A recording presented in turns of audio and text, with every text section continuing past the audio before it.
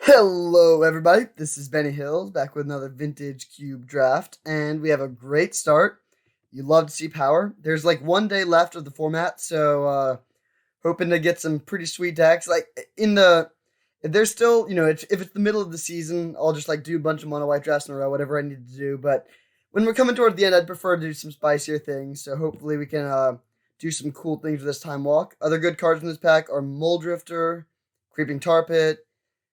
I don't love Bolus the Citadel, but some people love this card. You could even go Scrubland, but definitely taking Time Walk here. I guess the one signal we should keep in mind is that we're passing Creeping Tar Pit, which is one of the best man lands. So, all else being equal, blue-black looks a little bit less good than blue something else. Well, this is quite a pack. There's Time Spiral, Mana Vault. I think it's really between those two. Ballista's good, Worn Power Stone is good, Murderous Rider is good. But those two are definitely the best. I think I like taking Time Spiral here. This card is much better when you have Time Walk because if you can, that makes you just much more able to utilize all those extra cards immediately, which negates the drawback of also giving your opponent 7 cards. I guess you could even take the Zealous Conscripts here. Mana Vault is very, very good. But yeah, I think I'm going to go with the Time Spiral. Okay, now we have Demonic Tutor, Soulfire Grandmaster, and Commit Memory. All of which are pretty good. Commit Memory is good because it's a draw 7, and so if we get Narset, we can really start trying to go that route. Demonic Tutor is just probably the best card in general, and then Soulfire Grandmaster is an infinite combo with Time Walk. If you have 6 mana, you can take infinite turns. This card could wheel, but also players might speculate on it, and it is a very powerful combo. I think I'm just going to take the Soulfire here, actually. Yeah, I'll go with that. Okay, here we have Turnabout if we want to try and go down a combo route, or just Spell Pierce as a good card. And I think we should take the Spell Pierce. Hopefully Turnabout wheels, and if it does, then we can really go off in that direction. But if it doesn't wheel, like if someone else is taking cards like Turnabout, I don't want to be in Storm because I really, really don't want to be sharing it with someone. I'm only going to play Storm if I'm the only Storm drafter. So we'll go with the Spell Pierce here. Also, this is just a really good card. One of the best pieces of cheap interaction. All right, now we have... I mean, I guess we need to decide if we're going to try and do Storm stuff. Like, we could take a Lotus Bloom or something, or just a Control Magic. Lotus Bloom isn't even amazing in Storm. If this was like a High Tide, I would definitely slam that. But it's not great. And we could easily just be a blue-eye control deck. I mean, we have this one Time Spiral, but take this out, and this looks like a start of a great blue-eye control deck that has a combo finish as well. This also cuts blue. Yeah, I'm just going to go with the Control Magic here. Okay, now I can pick up a Jace. That's pretty great. I wouldn't mind a Tropical Island since fixing is good and we're not committed to any secondary color really. But, oh, I guess we could also take Yawgmoth's Will. But I think Jace has got to be the right pickup here. It's super good in like every deck. It's amazing with Time Walk. It is good in Storm as well as in a control deck. And we don't even have any good combos with Yawgmoth's Will. It's not like we have, Lion's Eye Diamond or whatever. So I'll just go with the Jace. Here we have Reanimate is a great card, and we do have Jace as an enabler. Inkwell Leviathan is okay reanimator target. There's some white cards that are medium, green cards that are pretty good. We could just take Expansion Explosion. This card is very good with the card Time Walk. It doesn't really combo with anything else we have at the moment, but it's also good like if we get counter spell or if we're playing against a blue deck, you can counter their counters or something with this. Yeah, I'll go with the Expansion Explosion here. It also is a win condition if we end up in a deck that's trying to make, like, a bunch of mana. Okay, I'll just take Seagram Coast here. I don't know that I'm going to be playing white, but I would sort of like to with the Soulfire, and this is solid fixing. This is looking less and less like a Storm deck, I think, although it's not set in stone yet. That's a late Scrubland, but I think I'm still just going to take the Looter Ilcore here. Keep cutting blue. There's the 1,000-Year Storm, I guess. That is good with Time Walk. Actually, yeah, I'm going to take the 1,000-Year Storm here. Looter Core is pretty replacement level. And I guess it's good if we do end up in Reanimator somehow. But Time Walk, Thousand Year Storm is really, really nice. Not much wheeled from this pack. We could take Goblin Dark Dwellers, which can flashback Time Walk, which is fine. Dry to the Elysian Grove is pretty good, but we don't have the fixing for that. I think I'm just going to take the dual land here. Oh, wow. Commit Memory came around. That's great. Very, very happy to see that. Blue is certainly open. Oh, wow. Okay. Turnabout wheeled. I'll take that over the Wandering Fumarole, which I wouldn't mind either. Okay, Pernicious Deed. So, I mean, yeah, we'll see. I'm still not fully committed to Storm, but we are moving more and more in that direction. Okay, here we have Daze, Azorius Signet, Blightsteel Colossus, Marsh Flats. Nothing great for us. I think I want to just take the Marsh Flats, actually. Although, I guess it's a little awkward. Maybe Sacred Foundry is actually better. Because that does allow us to splash both red and white.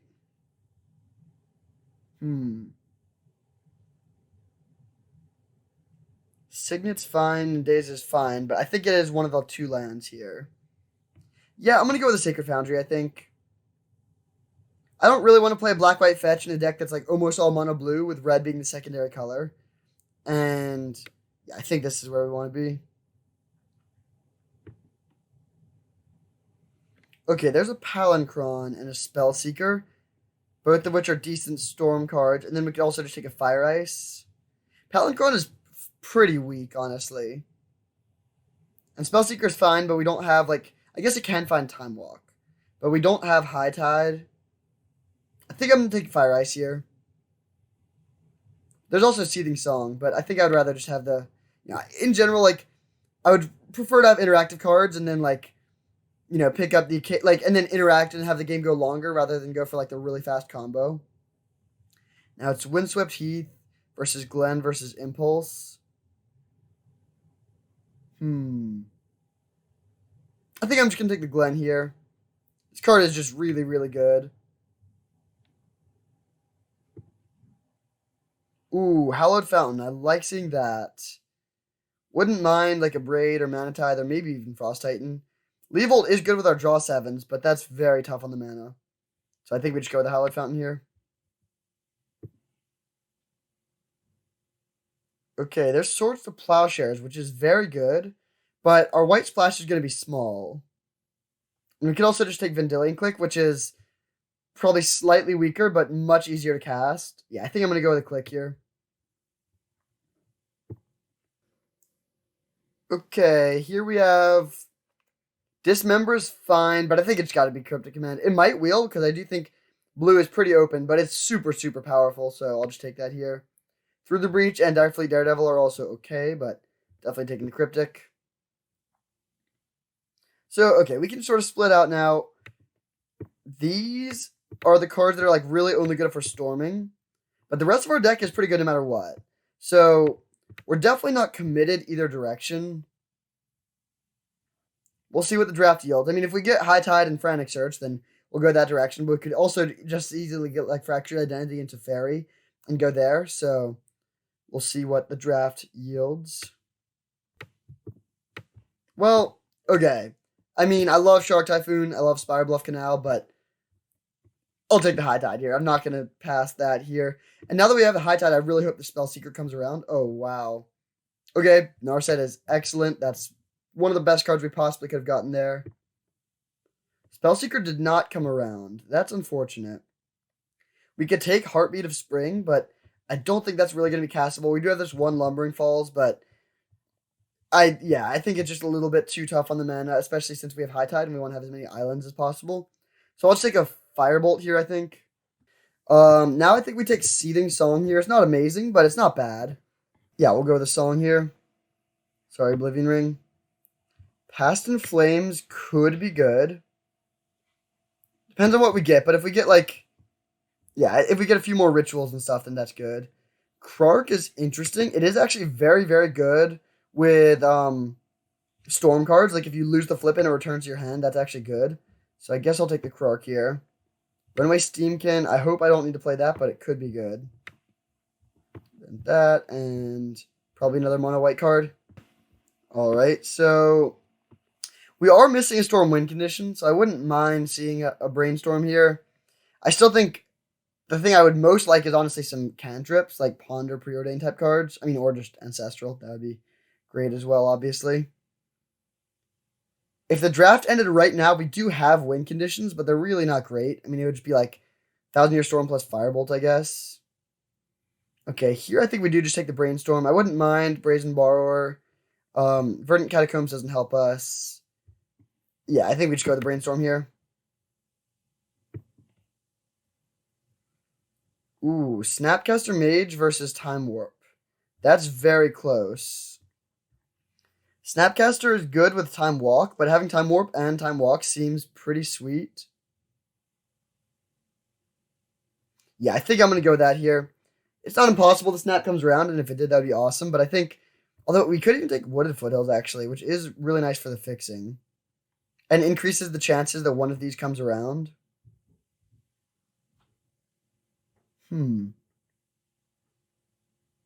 Actually, I think I kind of like that.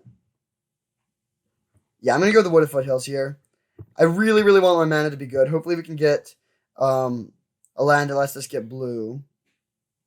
Now we have Lion's Eye Diamond, Venser, Empty the Warrens. Empty the Warrens is a lot better as a win condition when you also have Time Walk in your deck. Does Lion's Eye Diamond do anything? It's good with Time Spiral, and it's good with Commit Memory. I don't think that's quite enough. If we had Yawgmoth's Will, that would be one thing. But I think I'm just going to take the Empty here. It's not... Well, it will probably wheel, though. But I still think I'm going to take it. I don't really care about the Venser. And... because we already have so many 4s and so many playables. Yeah, I'll just go with the Empty here. Ooh, Preordain versus Polluted Delta. That is close. I think I'm actually going to go with the Delta here. I love Preordain. Oh, actually, no. Preordain is so perfect for this deck. Yeah, I'm just going to take the Preordain. As much as I would love to get this Polluted Delta. I mean, it might wheel. I do think there's probably one other person playing blue. And they might take the Urza over the Preordain here. 1, 2, 3, 4, 5, 6, 7. So 4 cards are coming back. I've seen a Preordain that late, but it is very rare. Good mana fixing is so important though, and we already have so many spells we want to play. But I don't think I can pass Preordain, honestly. I think this card is just too good. Now there's a Gush and a Desperate Ritual. I don't think we're playing Upheaval. I'll take a Gush. Okay, definitely taking Misty Rainforest here. I wouldn't mind a Memory Jar, but we passed a little bit of fixing. I guess it's blue-white fixing, so it's not the best fixing ever, but still good. Okay, so what are we cutting here? I don't think we need Pyretic Ritual. I don't think we need Krark. I honestly don't think we need Past in Flames, although it could be good. Control Magic can start in the board. All the rest of these cards I really would like to play. I guess we could cut Firebolt. And honestly, 1,000-Year Storm. Yeah, 1,000-Year Storm is probably a little bit win more, although it is really cool with Time Walk. And we'll see.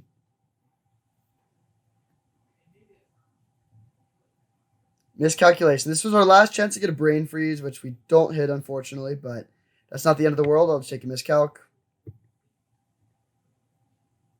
Oh, it wasn't actually our last chance to hit the Brain Freeze, but this is, and we did still miss it. I'll take Thada Adele for the board. It's a pretty nice card in some matchups. Verdant Catacombs doesn't help us. We're not playing Deceiver Exarch, so I'll just go with the Brazen Borrower here. I mean, there was a late Splinter Twin that could wheel, potentially. But Brazen Borrower is actually really good. Oh, I think this pack had the Time Walk and the Snapcaster. Unfortunate not to get either of those. Glorybringer is good. We can side that in some matchups if they cut their removal. Lion's Eye Diamond. Sneak Attack doesn't do anything for us, right? Yeah. So LED, I guess. Alright, so it looks like we're not going to be getting any really late pickups. Desperate Ritual could be okay. Banefire is interesting. Although we don't really have that many mana doublers, so we don't really have ways to make, like, ridiculous amounts of mana. So, if we want to play 17 lands, which I think we do, we need to make one more cut. Maybe we just Firebolt. We just go, like, more all in on the combo, and then the main use of Thousand Year Storm is to copy a Time Walk. Yeah, we'll do it like this. So, let's look at how the mana looks. We add, if this was what we did, and I have one more island to start. That's one. So, Wooded Foothills can fetch the mountains and the Sacred Foundry. So, it has enough targets. Misty Reinforce has plenty, so I'm not worried about that. We have 1, 2, 3, 4 red sources. That's a little bit light. Then for white, we have 1, 2, 3, 4, 5. That seems fine. And then blue, we have a ton. I don't think I want to add another mountain, though. I really want to have a lot of islands, so we'll run it like this. I'm excited to see how this goes. I don't storm too often, this isn't the best storm deck ever, but it's pretty good. It has a lot of good interactions, some cantrips, and Time Walk, which is nice. And then also just this random Time Walk Soulfire Grandmaster combo that can win out of nowhere. So I'm excited to see how this goes. I'll see you in round 1. All right, here we are for round 1. We are on the draw against Jay Widmeyer. And this hand is good. A little bit heavy on lands, but what this deck really wants to do is just continue hitting land drop every single turn for as long as possible. So this hand can do a good job of that, hopefully. I'm going to keep 6 and lead on Razorverge Thicket. Interesting land. Oh, don't like that. Ren and 6. Okay. That's a lot less scary since they didn't play a land. They also forgot to use it, so that's good for us, I guess. Drawing Empty the Warrens was not what I wanted to see, though. Tireless Tracker. Well, turn 2 Tireless Tracker is a little bit scary. They are down to 2 cards, though. Gosh, alright. So I'll play Island and pass, and then hopefully they miss their land drop. Even if they don't miss their land drop, we can go end of turn Petty Theft. There's no real value in bouncing it now. Because if they have the land, they can just replay it and still get their clue. Okay, they do get a clue, unfortunately. I think I'm just going to bounce this now, actually. In case they have miscalc to draw into or something like that.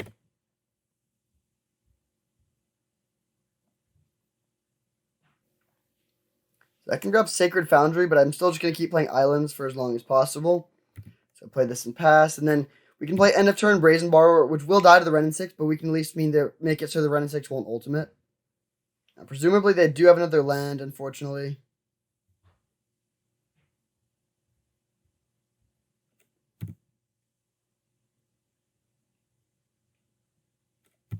Wow, they have a lot of dual lands over there. So we will gem the Borrower, end of turn. Again, this is just going to die immediately, but it will just take some, slow down the Ren and 6 a lot. Narset, interesting. That's good, but it's not great yet, because they can just kill it with a Tireless Tracker. The question is that still fine, though, I guess? We could just let them kill it and have it soak up damage. Actually, yeah, that seems fine. So I'll cast this. I think I'm just going to fetch a Sacred Foundry, just to minimize the chances of whiffing. And then also we don't shuffle in the cards on the bottom.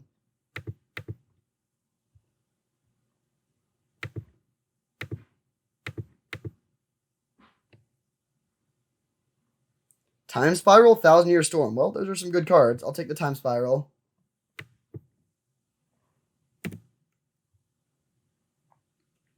And the Brazen Borrower, even if it wouldn't just die to the Ren and 6, it can only block flyers, so we cannot protect our Narset, unfortunately.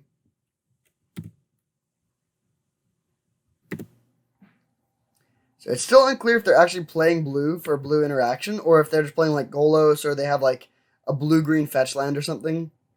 That make so this could, yeah, I mean, yeah, there's possibility they're playing Volcanic Island without playing any blue cards, which would be good because blue cards are the scariest type of interaction they could have here. Bloodbraid Elf, okay. We'll see what they hit. Shatter Skull Smashing, that's hilarious. I don't think you can play it as a land off this, so I think this just does nothing. Oh, you can play it as land. Alright, sure. Ooh, they do have Glen. Okay, that's good to know about. That card would be very bad for us.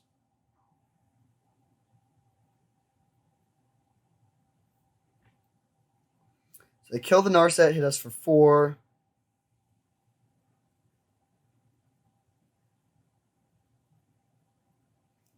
Now we have a few options here. We could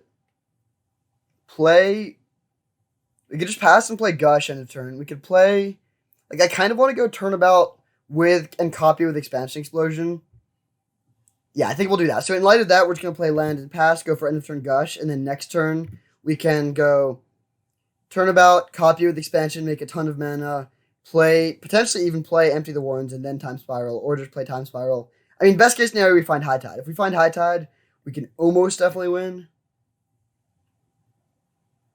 And I think next turn we are going to want to go for it because they're hitting us for 8 here, and so it's pretty unlikely we get another turn. I mean, I guess if we make a bunch of 1/1s, we will, but we'll see. Hopefully they don't have a Glen.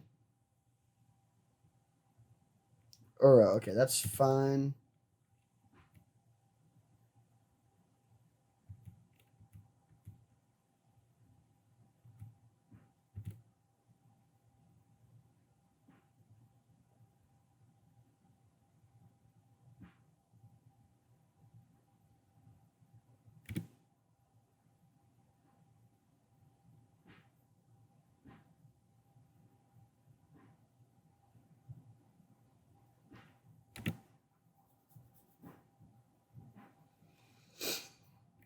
All right, we take a lot of damage here.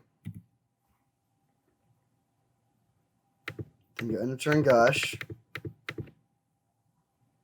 And draw High Tide. No High Tide. Ooh, Cryptic Command. So we could buy an extra turn with that. I think that's probably worth it. And then we could also hold the Preordain for another Scry or play it now. I think I'm going to hold off in case they do have a counterspell, so then we can force through our Cryptic Command. I would love to find High Tide, which is the argument in favor of playing the Preordain, but I think this is fine. So I'll just pass and go for the Cryptic.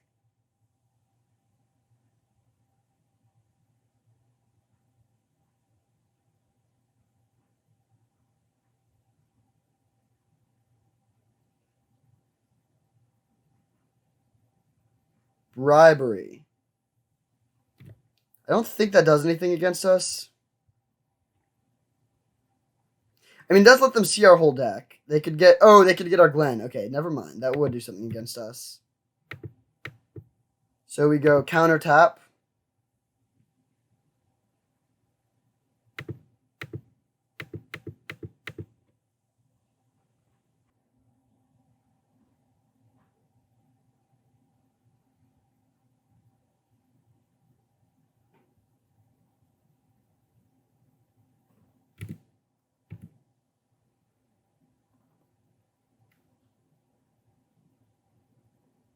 Okay, so they don't have any interaction that matters up. I mean, I guess they could have Mana Tithe, but that's it.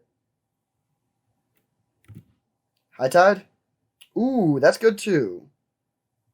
So, Turnabout nets us 3 mana, and Seething Song nets us 2, so we would rather copy the Turnabout. So, I am going to start with a Preordain here, I think. Because if we find High Tide, it's so good. Time Walk. Okay, that seems good too. So, bottom the Miscalc, top the Time Walk. We go land, Seething Song,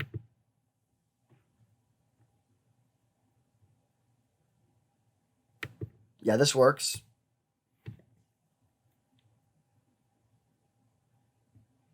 Then tap all our mana, play Turnabout, and then copy it.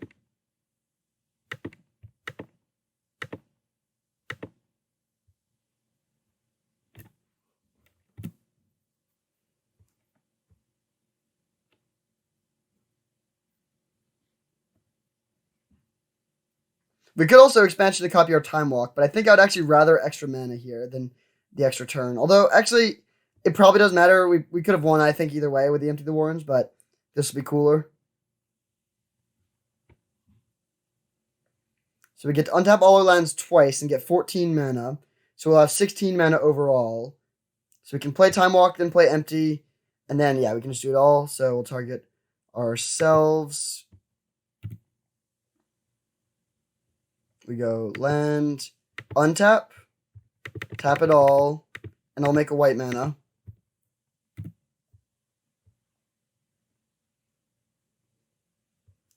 Land, untap.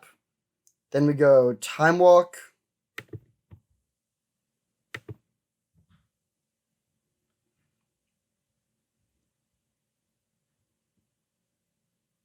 Then we play Empty the Warrens, making 12 dudes, which is not lethal yet, but it's getting close. Then we can Time Walk and hopefully draw Time Spiral and hopefully draw Time Walk again.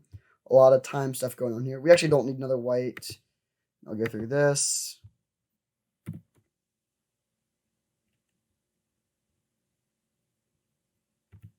And they know about this Time Spiral because we hit it off the Narset, so they know what's coming up.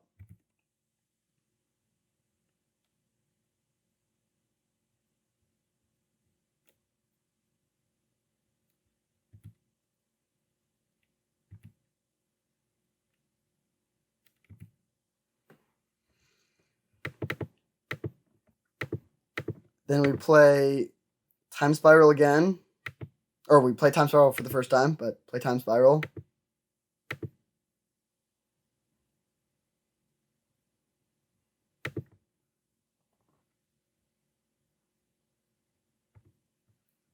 So we could draw into Time Walk. We could draw into Empty the Warrens again.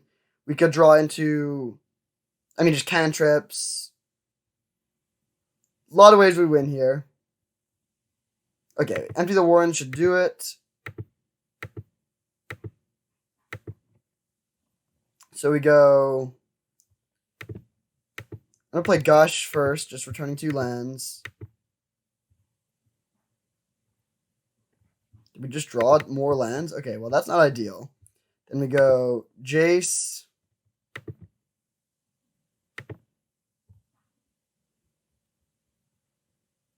Click to make sure the coast is clear. Can't really think of anything they would have here, but we can also just see more of their deck. Okay, a bunch of stuff that doesn't matter. Not going to take anything. Then we play another Empty the Warrens, this time for a ton. And keep in mind, we take the extra turn after this, so that should do it. All right, beautiful. Attack on in with 1,000,000 goblins.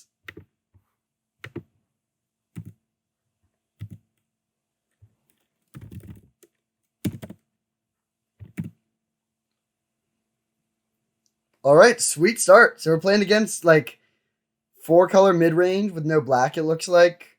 They have a really good mana base, but I think this should be a pretty good matchup for us because their interaction isn't really very relevant against us. And, if they're, building up a bunch of stuff and drawing cards, but not actually killing us that quickly, then they give us time to hit land drops.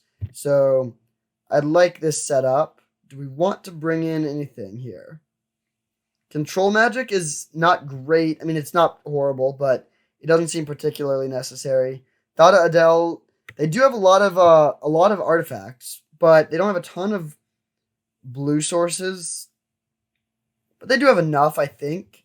And I don't really like Glenn very much because I really this makes bribery pretty horrible against us. They have some targets, but I think I like doing the Thada Adele here for Glenn. Yeah, I'll make that change. And then I don't think I want Krark or Glorybringer or anything like that. So, yeah, we'll just run it back like this. All right, here we are for game 2. We have a great hand on the draw. No storm stuff, but good interaction, which is, the name of the game is lands and interaction for the first X turns for as long as possible. And then you make your move. I'm going to lead on Island here, I think. It plays around Wasteland, which they could have since they're playing Ren and 6. And it also lets us get more islands into play for High Tide. Uh-oh, Workshop is a scary start. Workshop into Signet, sure. It's a pretty bad Signet. Oh, this doesn't work. You can't use this mana to activate the Signet, but it looks like they have another Signet in hand, most likely.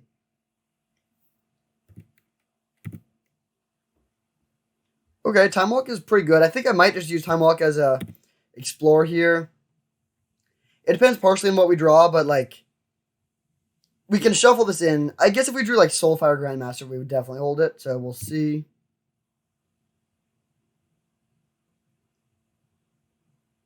Now, if they do, okay, good play by their part to play the land before playing their Signet. Oh man, are they gonna play a 5-drop? They could play Golos here, which would be pretty problematic. Stonecoil Serpent. Well, that's pretty beefy. We can bounce it with a Petty Theft, but I don't love that. Okay, I think I am just going to play the Time Walk here. We don't have any ways to like combo with it to make it better, really. And now I can bounce this while holding up Spell Pierce. Ooh, that's a good draw, too. Okay, now I'm just going to pass and hold up Miscalculation. And then if they don't do anything, end of turn, I'll take the hit and then end of turn Petty Theft.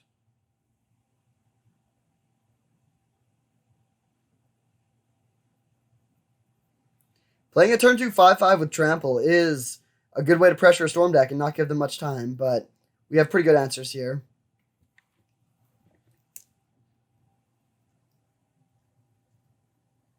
Sword of Fire and Ice. Okay. That's actually really good for us. Because they're just going to use their turn on this, and then we can just bounce this thing.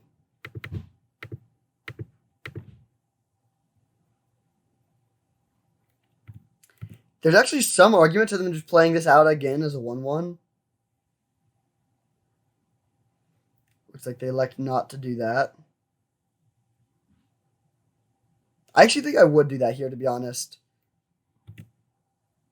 Time Spiral. Okay, that's a fine draw. So I'm just going to pass holding up mana here. We can Miscalculation the Stonecoil Serpent, presumably, or just commit Memory it.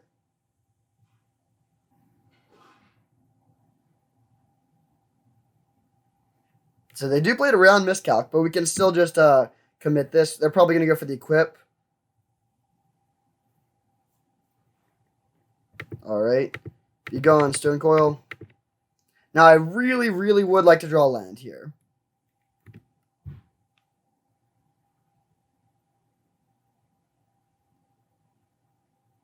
Thousand-Year Storm. That is brutal. I almost even want to just cycle this. Yeah, actually, I'm going to do that. I'm going to cycle this Miscalc because if we do hit land, it's such a high payoff. That sucks, okay.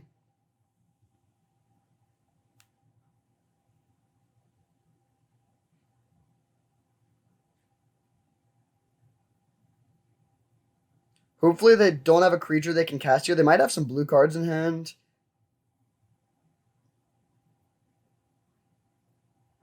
Tireless Tracker. Okay, that's a little bit sad. Then they go land and equip the sword. So they're going to start getting in hits with the sword.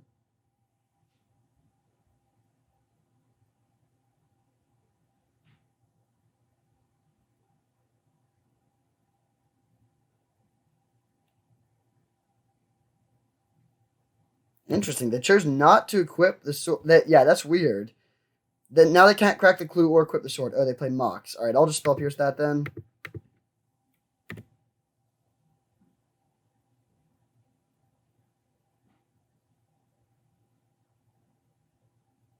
All right, we have to draw a land very, very badly. Jeez.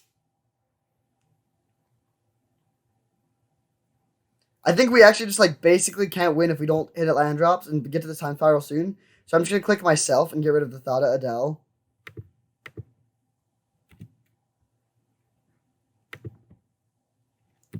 Oh, man.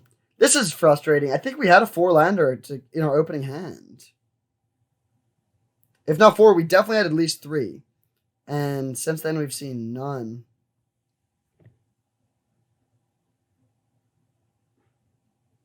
So they equip the sword, get a hit in. We're still definitely not dead, but we... yeah, this is brutal, Mana Screw. Gone through 14 cards. 15 cards, counting the one on the bottom. So we can, we'll take a hit here. They'll play out a big Stonecoil. We can hold up Cryptic. This is just gonna, we can't block, and then they can just shoot our click. But this click was just, at least it was a cantrip, because the card we got rid of did literally nothing. And so, and the card we drew wasn't great either, but it's fine. Okay, they do have an island now. That's a little scary. We know they have Stone Coil in hand, which they could just play as a 7/7 here. And if they do play it as a 7/7, we cannot take another attack. So we would have to make a move pretty much immediately. Looks like they are going for that. That's a good play by the opponent.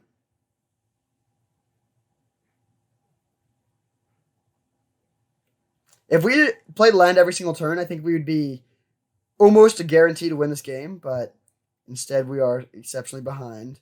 So we'll pass back to them.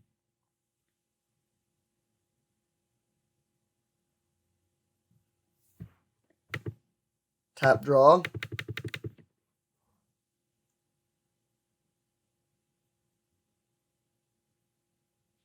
Okay, we drew another land. That's good. So now High Tide is the best draw by an extremely wide margin. Although if we do play Island, then we're basically cut out of red mana. I think completely cut out of red mana, so that's a little bit unfortunate. That means we need to Time Spiral into Time Walk.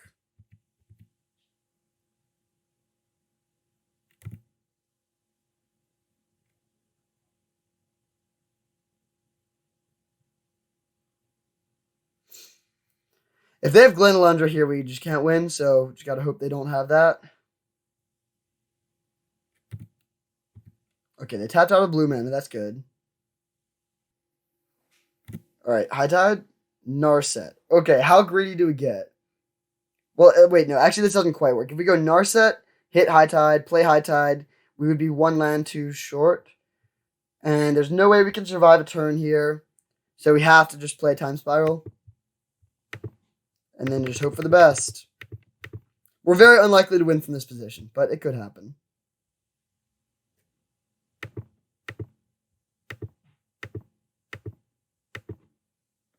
Okay, so we can play Turnabout to tap their team. So do we want to play Brainstorm now? In case we hit, like, Time Walk? I think I am going to play Brainstorm now. We'll see what we draw.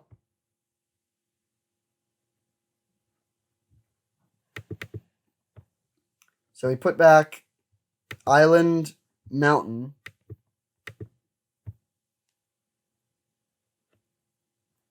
And then just pass, I guess.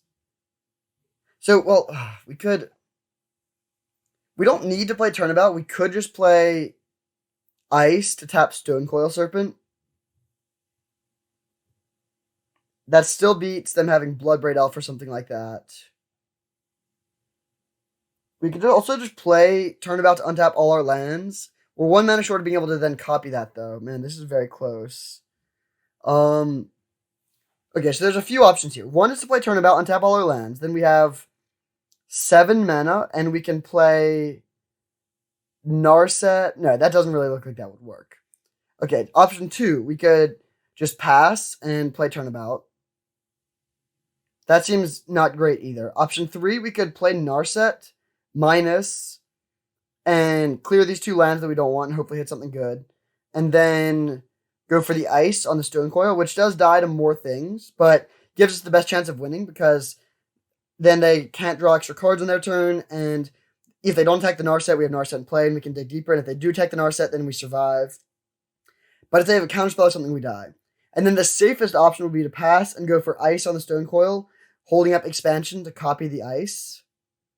But I don't think we're in a situation where we can afford to play very conservatively, so I'm just going to hope they don't have meaningful interaction and play the Narset, and then go for the Ice line.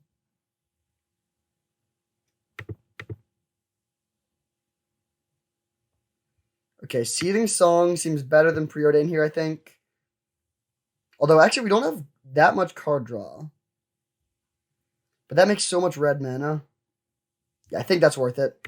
So I'll take the Song and pass.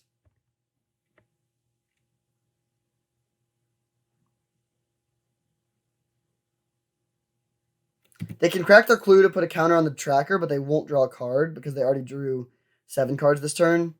Okay, they don't crack that. So there is a world where we die here. And it starts with a fetch land. Now they just go to combat, so we'll go for the Ice. Tap this. And if they have a counterspell, we die.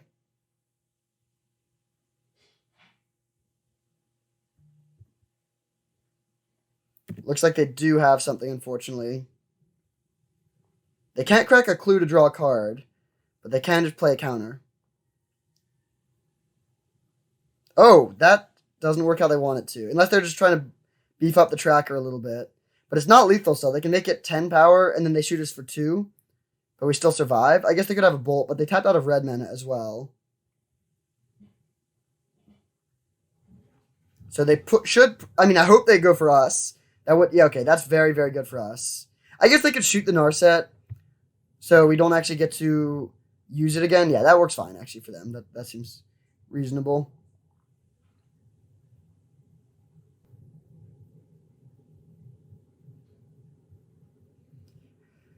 Alright, they got a lot of mana over there, but I don't think they can do too much with it. So, now we have a few options. We can't really draw cards very effectively.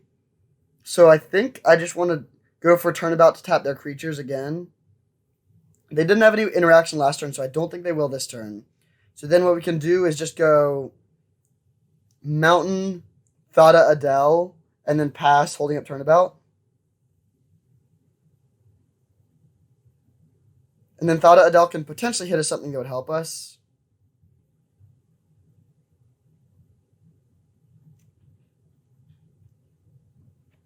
Yeah, I think that's the right line. Playing Brazen Borrower doesn't do anything. We could make... Well, okay, how much mana could we make? Because we could almost, kill them, basically. Actually, no, we can't. We could...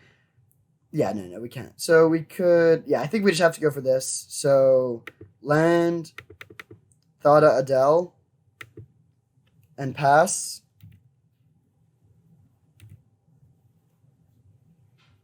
We're losing Turnabout as a way to generate mana, but we're getting to get the Thada Adele into play, and then also getting to put an extra land into play.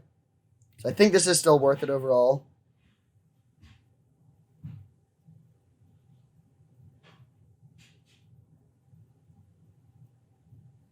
Bloodbraid Elf, sure. We'll see what they hit. Hydroid Krasis. Yeah, with Krasis and Stonecoil Serpent, I don't think there's a very good Bloodbraid Elf deck. They got rid of Venser. Good to see that gone.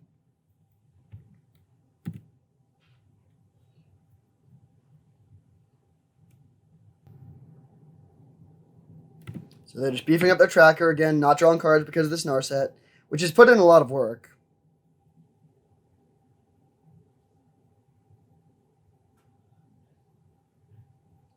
Given how this has developed, I actually wish I had taken the Preordain over the Seething Song. I'll note that. So we'll tap your creatures.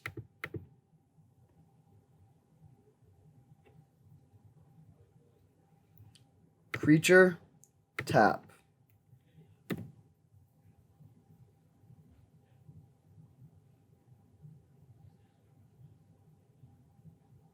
They could just have Glen Elendra here, which would pretty much just end the game. Okay, Kitchen Finks does not end the game.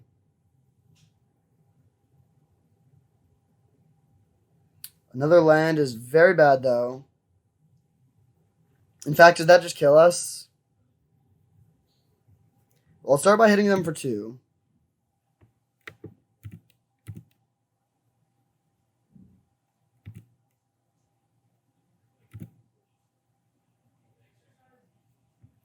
Batterskull, Gilded Lotus, Mox Ruby. So Batterskull gives us something that can block their Stonecoil Serpent. Or their card that has protection with this sword, but they still have a big Stonecoil Serpent. We could just play Batterskull plus a bunch of 1/1s. But I don't think that would be enough.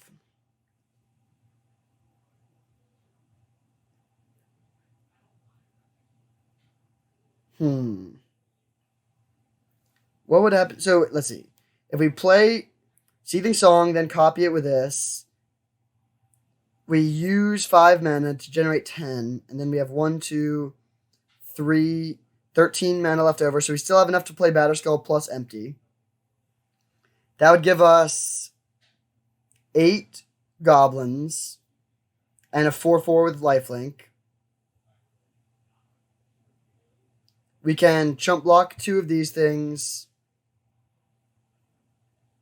They re-equip the sword here, probably.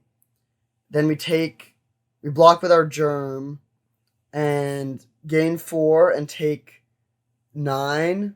Or no, gain 4, take 5. So we end up net down 1 at 4, and then they can shoot us down to 2, which means even if we fetch, we can still survive. I think that's our only line. So we take the Batterskull. Yeah, this seems like the right line.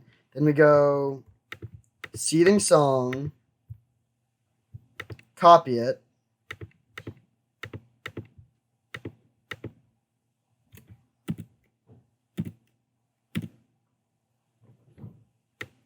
cast the Batterskull,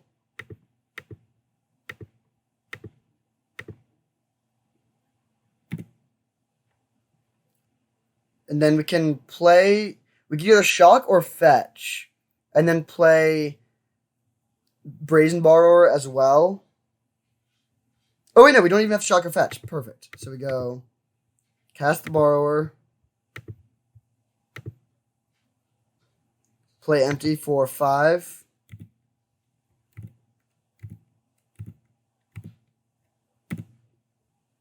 Then I'll play Sacred Foundry tapped and pass. And now who knows? I'm not going to say we're not dead, but we're not in great shape. We needed to find a time walk there. If we had found a time walk, I think we could win. But as is, it depends on how they attack and how they play.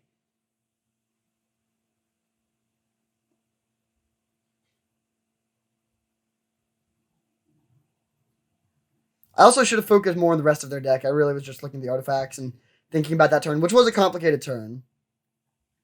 Oh, they just go to combat. That is excellent news for us.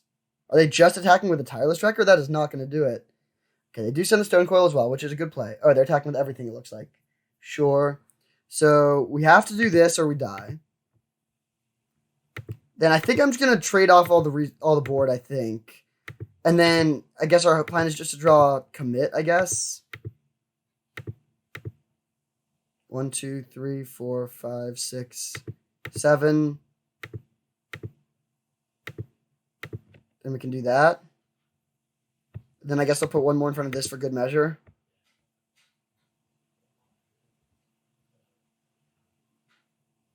And then the end result of this is we gain 1 life and lose basically all our goblins, and they lose most of their board.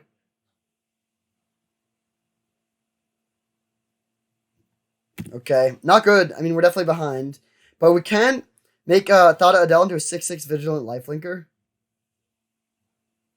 Or Brazen Borrower into a 7/5 Vigilant Flying Lifelinker. The problem is that we can't use Batterskull to make another black creature, so we can't block the Tireless Tracker. So we sort of need to find a way to deal with a sword, which I don't think we really have any of in our deck, other than the Brazen Borrower and the commit. Oh yeah, if we drew commit, we'd be good.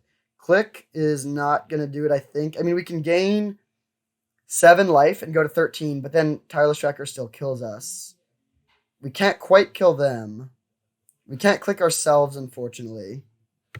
So I'm just going to go equip here.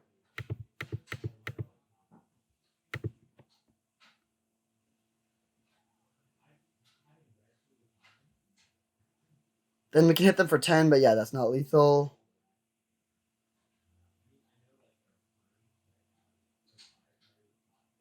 We're actually close. Actually, we might have been able to win if we'd blocked with this goblin, too. We would have saved 3 life. Yeah, I think we might win that game. But now we attack with these 2.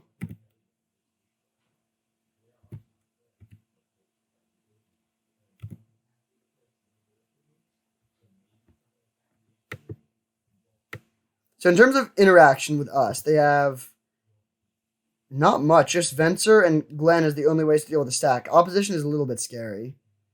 I guess we take Mox Ruby.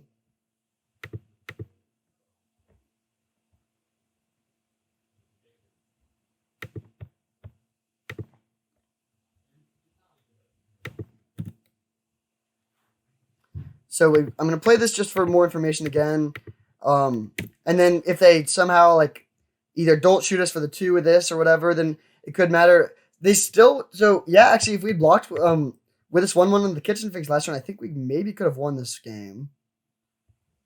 Let's see what they have in hand. Seasoned Pyromancer, bribery. I'll take the bribery because it lets them see our deck. They don't get to draw an extra card because of the Narset.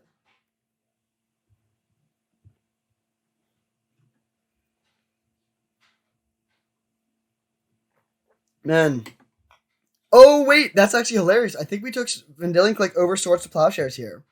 And if we had the swords, we easily win this game. Actually, I can't say we easily win this game because they would gain a bunch of life, but we would be favored. So yeah, they can hit us for 14. So if we had saved 3 extra life, we could have won. Bummer.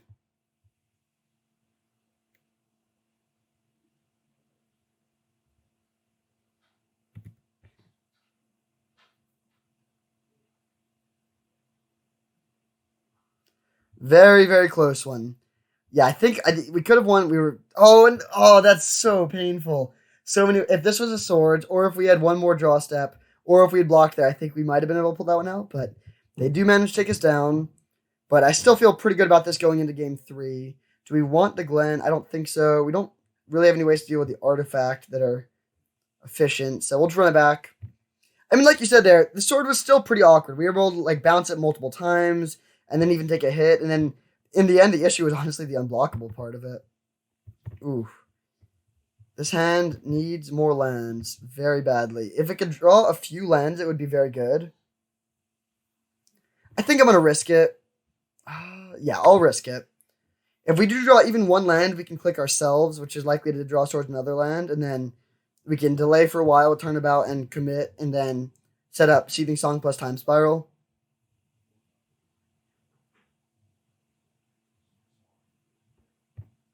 So we play Island and Pass, and then desperately hope to draw land every single turn. If I could have 7 lands in a row on top of my library, I would take it in a heartbeat.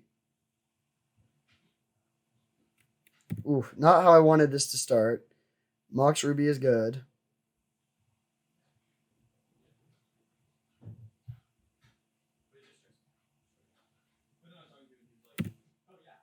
Nice. Okay, that's a good draw. So I'll play Secret Coast and Pass. Hopefully they play around a counterspell, but they'll probably just jam Tireless Tracker here.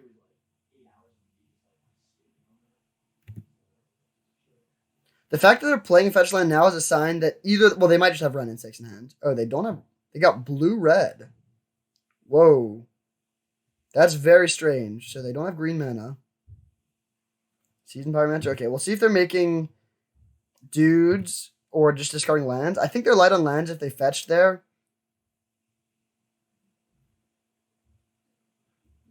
They do, in fact, make 2 dudes.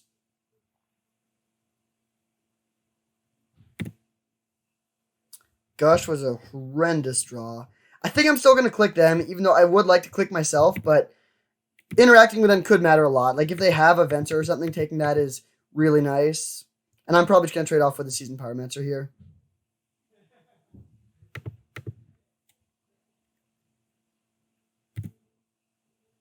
Ooh, so...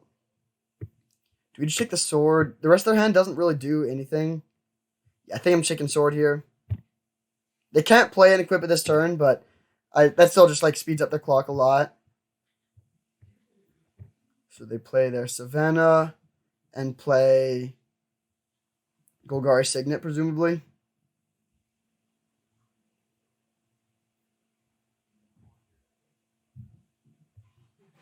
So I'll trade off here.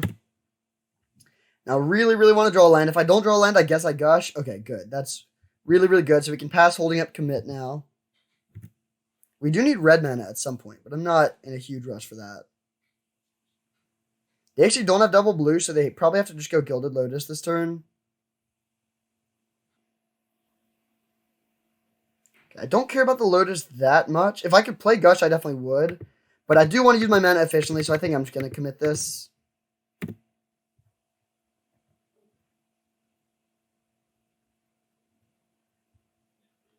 Alright, come on, deck. Give us that land. 1 land. Not a land. Alright, so I'm going to play the Gush. Because just passing and doing nothing is not going to be a sufficient play. Okay, Thada Adele is interesting. They do have an island.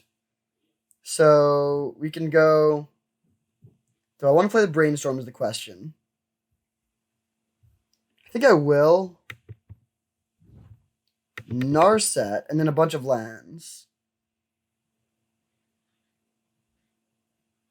Okay, I think I'm just going to put back 2 lands, draw one of them, and then play Thada Adele here.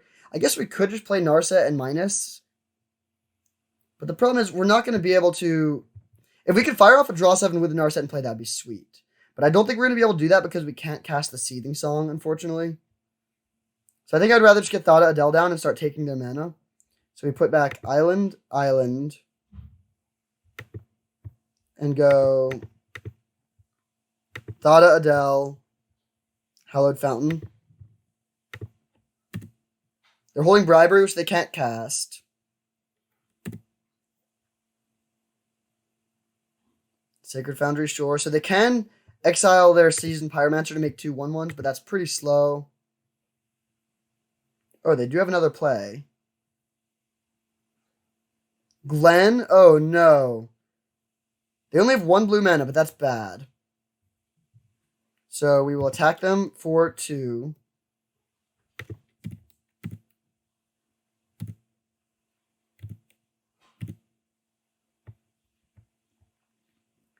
So we could play... There's actually a lot of different options here. One sort of funny option, we could just take their sword and start going to work with that. I don't think that's worth it, though. I actually think I might just go... There's actually a lot of options. I think I'm going to play Stonecoil Serpent, just to buy a bunch of time. Yeah, I'm going to do that. So we take this, play land, play the Serpent, and pass back. And now, they still... I mean, if they go Bribery, they don't have blue men up, so we can make a move there through the Glen. Bloodbraid Elf, okay. They hit Tireless Tracker. So that can get bigger than our Stonecoil Serpent, unfortunately. They still don't really have any attacks. That does not work how they want it to. This card has a lot of random keywords. Reach, Trample, Protection from Multicolored.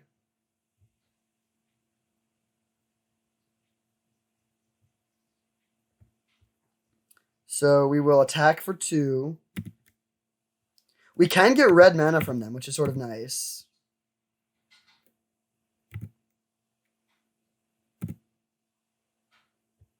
So I think I'm going to take Izzet Signet now and go for the Signet. They can counter it with a Glen if they want to.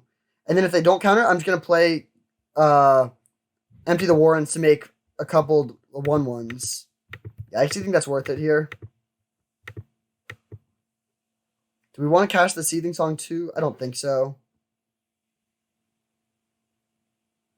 So we'll do that.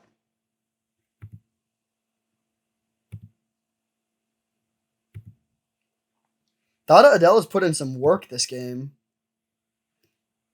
Stabilized the board, did some mana fixing, and now it's still around to put in more work. So they do draw an island, so they can either go Bribery or continue to hold up Glen. They could take Soulfire Grandmaster or Brazen Borrower. But I think those might be the only creatures they could get. They also might just time out. They only have 2 minutes left. Although I think even if it wasn't for that, we're still winning. Our hand is stacked and they only have 1 card.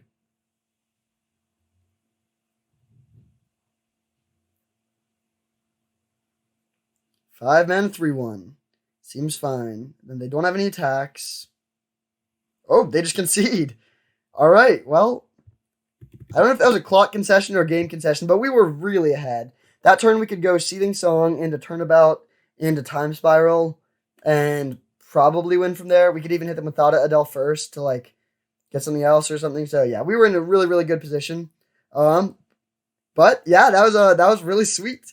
We are 1-0 with our Storm deck. It's not the best, or it's like a weird Storm deck since it is pretty much all in on Empty the Warrens, but still got there. We are 1-0, and I'll see you in round 2. All right, here we are for round 2 against a weird name. We are on the draw, unfortunately, but this hand's good, so I'll keep it.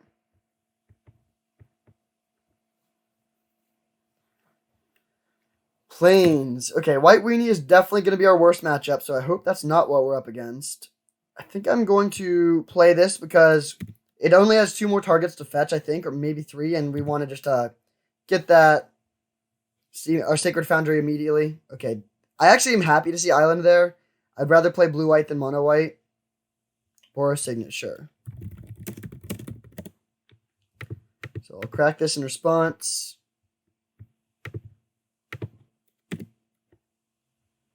Turnabout, okay. So I'm going to just tap their island and upkeep here. We need to draw into some lands. So ice, be gone. Island.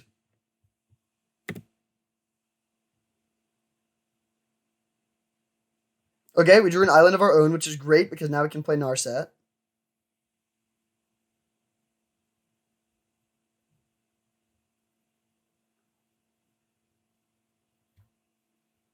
So no blue mana. They could still have Mana Tithe or something, but I think we're still going for this here.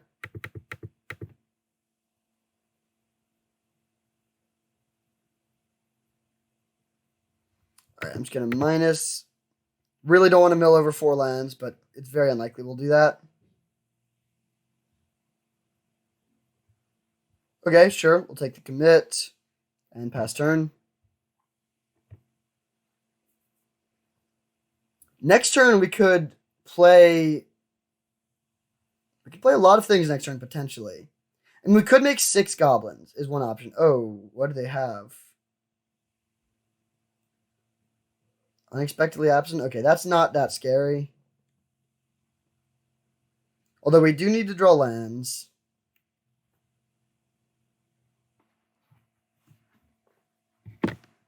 Ancient Tomb, okay. That's a good land because we can't really take advantage of the life loss aspect of it.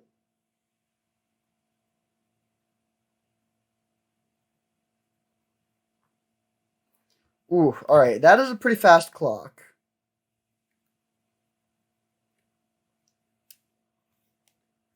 I think I'm almost certainly just supposed to concede to this. Yeah, we can't beat that, and it gives them a lot of information. So good to know about that one. Balance is completely backbreaking. That sucks. I thought we were in such a good position, and then they just like absolutely destroyed us out of nowhere. So blue-white balance. Thought Adele is probably going to be good. I think I'm just going to cut Thousand Year Storm. It seems a little bit. Win more. Do we want like a Glory Bringer? I don't think so. I think we'll just run it back like this. So they took a long time to sideboard, but they don't really know what we're playing. We sort of looked more like a Jeskai control deck, so hopefully they boarded poorly. I'll keep this. A lot of cantrips, but I'm not going to play any early. I'm just going to play Hallowed Fountain because we don't know exactly what we're looking for at the moment. Alright, so we'll play that and pass.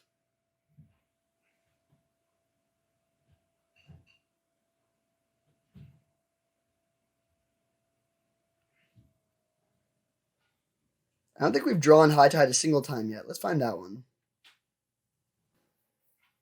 Narset. Okay, given that, I'm going to preordain looking for lands. And if they Mana Tide this, that would be great. Okay, Miscalc is interesting. I don't want the Soulfire for sure. Miscalculation. I think we probably should keep that one. Yeah, I'll keep that. And play Island Pass. And then next turn we can decide if we want to go for the Narset or not. Signet. Yep, that's pretty good. Are these going to play Balance now? That'd be so annoying. Overflowing Chalice. Okay.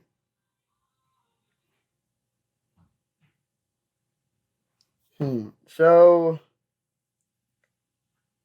I don't think it's worth it to brainstorm here. I'll just untap. So we draw Island. That's good. We can go Wood of Foothills Pass and hold up Brainstorm into Miscalc. They do have 1, 2, 3, 4, 5 mana, so we can't Miscalc everything. But if they don't do anything major this turn, then we can hold up Cryptic Command, which would be really good. Archangel, or Baneslayer Angel. I was not expecting that one, really. I think I will Miscalc that, although it's not just because we can, but it's not the scariest of cards. And I didn't brainstorm there because we don't know if any of these cards are bad yet. We might want all of them. Seagram Coast. That's pretty bad. So probably we'll be shuffling that one away if we can. We'll play Island to hold up Cryptic and pass.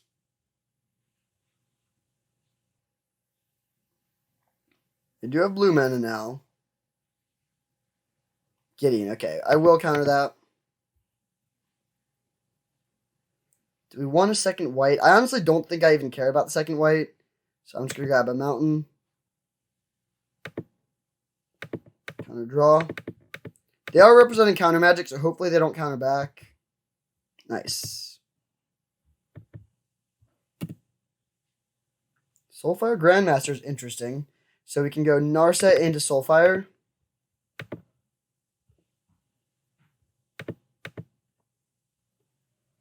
Empty the Warren's Gush, Time Spiral. I think we go with the Time Spiral here. Because if we can go Spiral plus Narset, that would be really good. Then just go Mountain, Soulfire.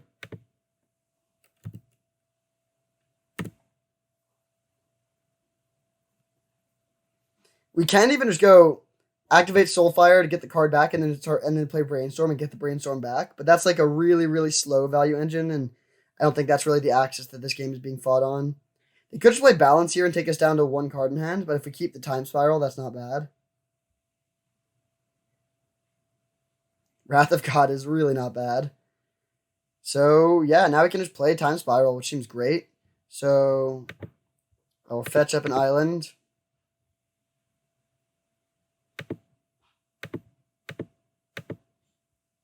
Seething Song.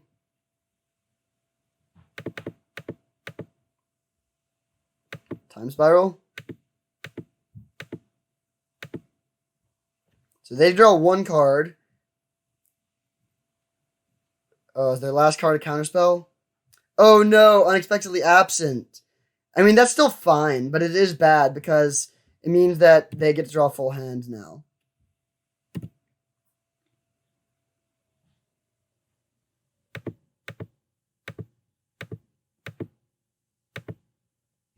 Okay, so we could play Glenn and hold that up. Let's see, how does this look? We could play Glenn plus Thada Adele and hold up a Glenn activation. Yeah, I think I like the look of that.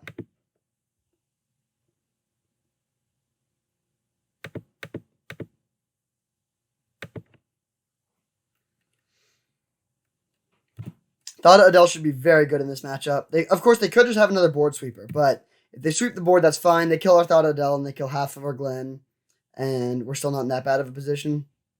I don't think I would counter that with the Glenn. Tezzeret the Seeker.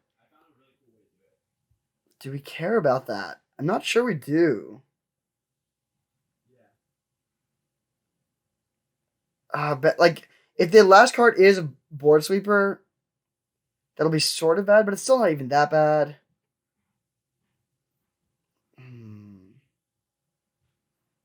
Alright, I think I will just counter this. If they have the Wrath of God, they have the Wrath of God. It's fine.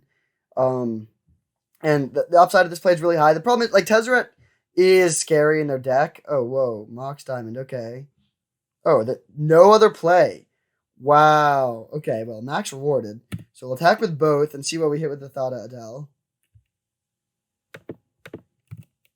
They are at 14, which is sort of funny. I guess they could have, like, Archangel Avacyn. That would be bad. I could turn about to tap it, but that seems... I think I would just let them kill my Glenn. Whoa. They just concede. Okay, that seemed a little bit preemptive to me, but I do think we were in a very, very good position.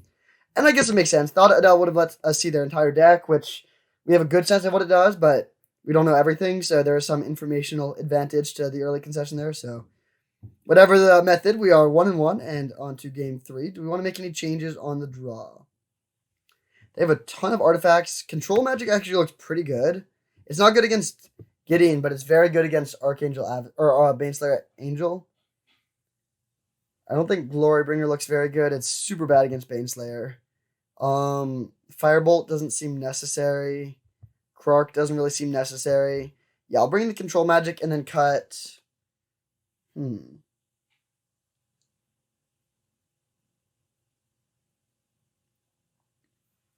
Passion Flames is another card that we haven't drawn that hasn't really seemed necessary.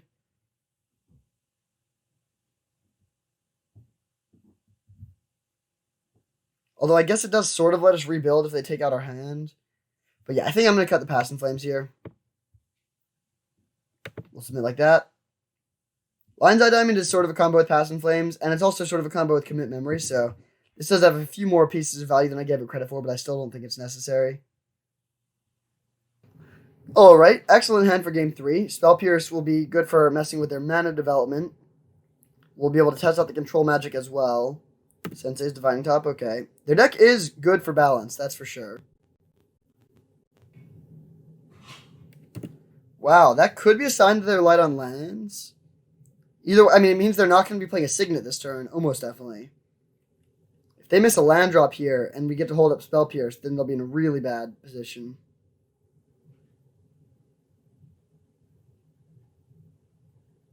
On the other hand, missing land drops and then playing a balance is a plan. You can do that, but looks like that's not what they're doing. So we draw a fetch.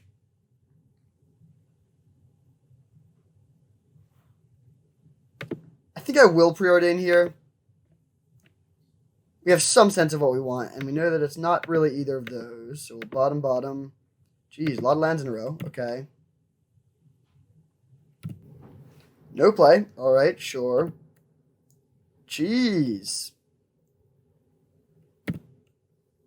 So he's preordained, scry. We drew a land for turn last turn, then played preordained, scry 2 lands at the bottom, drew another land, then drew another land this turn. So we had at least 5 in a row.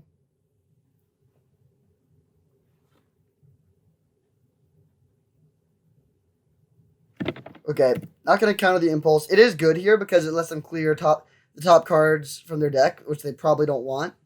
But still not going to counter that for sure. Hopefully they tap out for like Everflowing Chalice for 2 or something right now. Or Glenn. Or Gideon. There's a lot of things I want them to do here.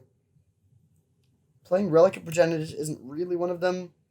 That hurts us a little bit. I'm very happy we just cut... Yeah, this control magic would have been a Passing Flames before, I think. So pretty happy about that change.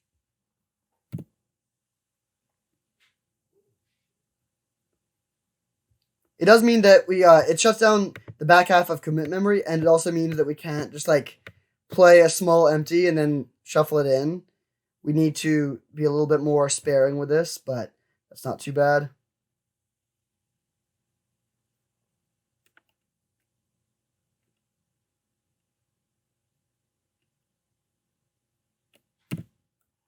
Bye-bye, Preordain. Jeez, this is bad. And I definitely don't want to fetch because we know we have more lands on the bottom. So we'll just pass. So 4, 8, 10 lands are accounted for. So in the next 26 cards, we have 7 more.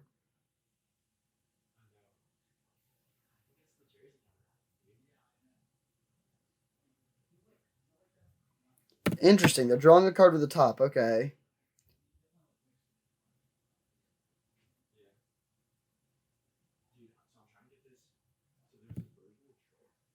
Wow. Okay, this is just brutal at this point. I mean, how many lands in a row is that? We've played one spell all game. I think we've actually seen the land every single turn for the entire game. We might have drawn Empty the Warrens. I think we started with 3 lands, or 4 lands, and then we've just drawn 7. There's been 7 in a row on top of our library. Luckily, they haven't done anything, so we're fine. But it's still not great. Elspeth, I will counter.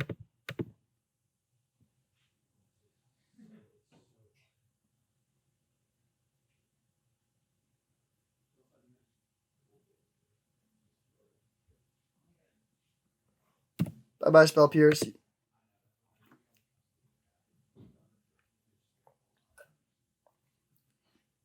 Alright, let's draw a spell here. Oh my gosh. Okay, I'm going to play 1 mountain out now. I want to have more islands in general for High Tide, but I do want to have some red mana. There's the top again, sure. I'm not going to F6 here. I don't want them to know that we just have nothing. Well, we have quite a bit of mana here. We can make 6 goblins, but I don't think that's enough. Now if we draw a time spiral, or time spiral, we'll be in really good shape. Looking at the top 3, that's fine.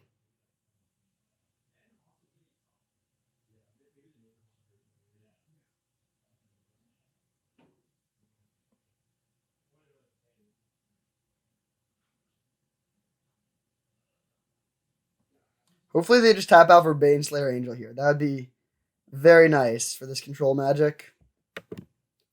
Are there any cards in the sideboard this control magic could have been that would have been better? Not really. I mean, we could have just played like a Glorybringer, but I'm sure they have removal. They just play balance. Okay, I mean, that's actually really bad. So we sacrifice 3 lands. So I'll keep 1, 2, 3, 4.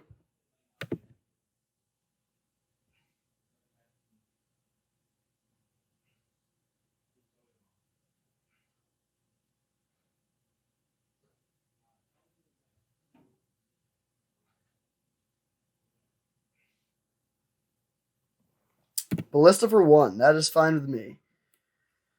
They're still not really pressuring us at all.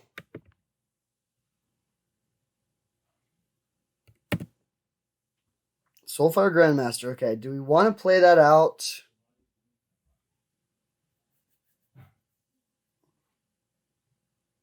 They can spend their entire turn killing with Walking Ballista. I think I will play this out here.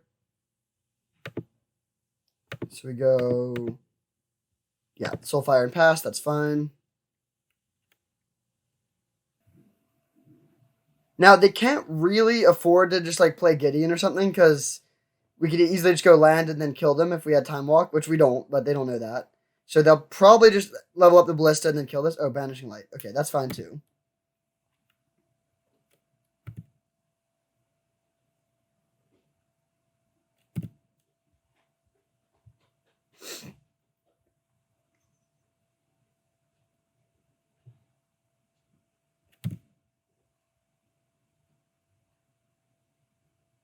Man, we cast so few spells this game. Literally, 1 Preordain, 1 Spell Pierce, and then that Stoneforge, or that Soulfire Grandmaster, and it's turn 9.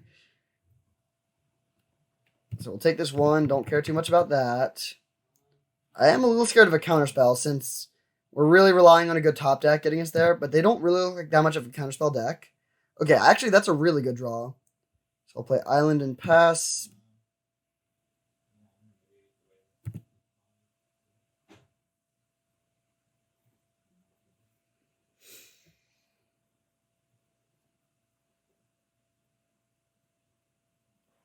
There's the top again.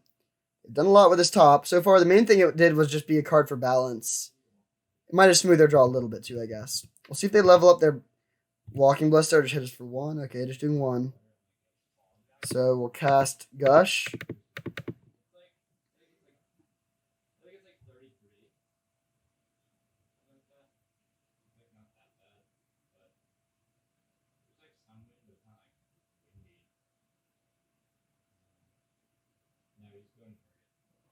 Force Negation, okay.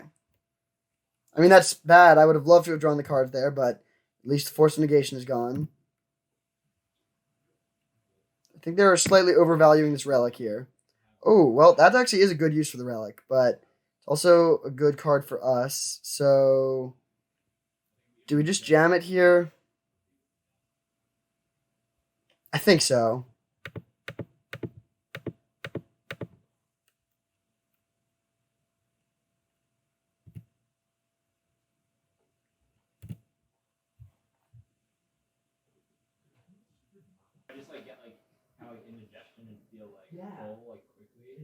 So they can just put a counter on this and then kill the Glen and then crack the relic and we'll lose our Glen. But that's still a 1-for-1 trade and it makes them use the relic.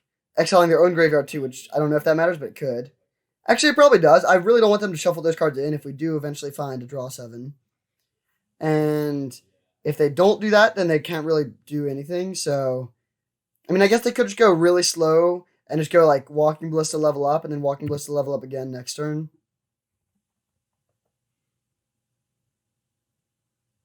Or last option I guess they could have is to just jam something that we need to Glen, and then crack the relic with that in response. Okay, that's great. We can control magic that.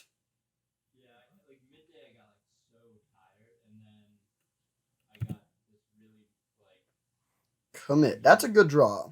I still think I'm going to go for the control magic here, though.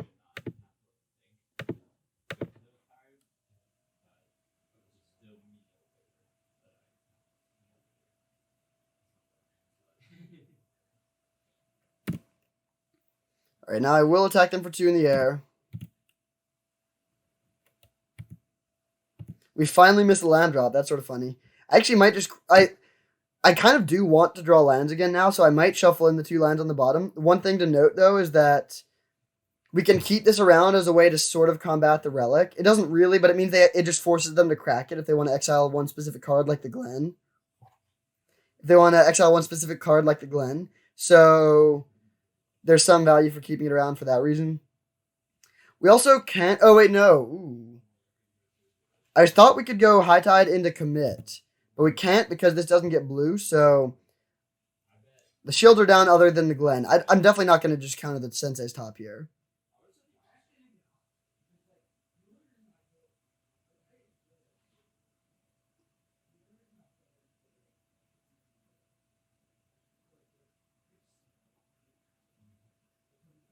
Okay, no play. Seems good to me. Now we get to hold up Commit. So I'll attack for 7 in the air.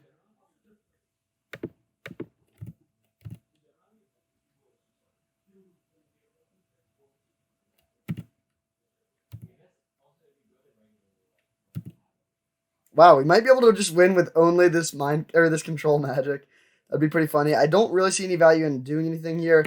I'm just gonna pass, and then if they level up the ballista in response, I'll just commit it. At this point, I'm not worried about the draw 7 aspect of this. I think we're just trying to win with what we have on the board. So commit.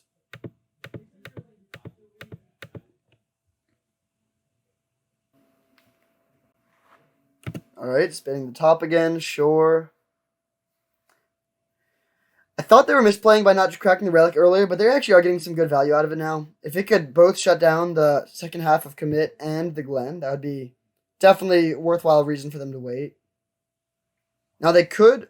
Okay, they chose not to crack it in response, so they can just redraw the ballista now. Ooh, actually, yeah, maybe that was bad. Because now they can... Oh, they didn't use the relic in the turn. That was certainly a mistake. So they can play a 3/3 ballista, which can just kill the Glen.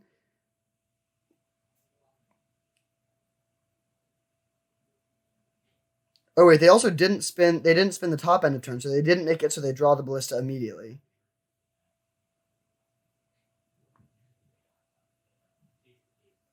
Thirst for knowledge. Do I want to Glen that actually?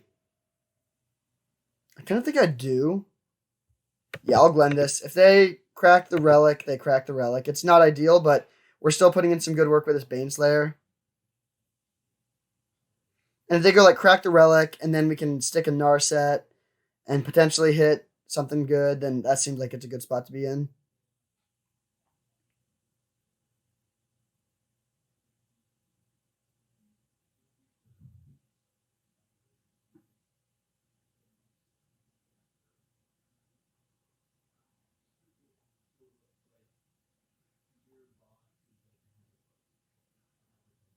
Looks like they're doing something other than cracking the relic. Tap 2 mana there.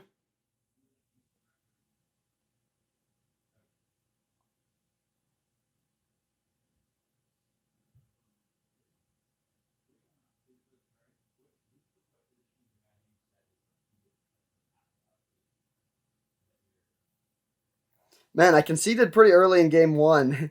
That it looks like, at least on the time front, that's really going to help them here. They're down to 5 minutes, and it would have taken them a while longer to win that one. They're playing Daze on their own thirst. What?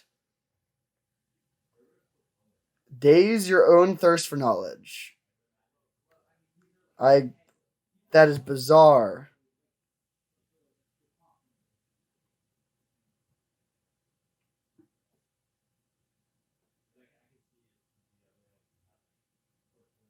Oh, okay. That's fair, actually. That's a good play. So that resolves.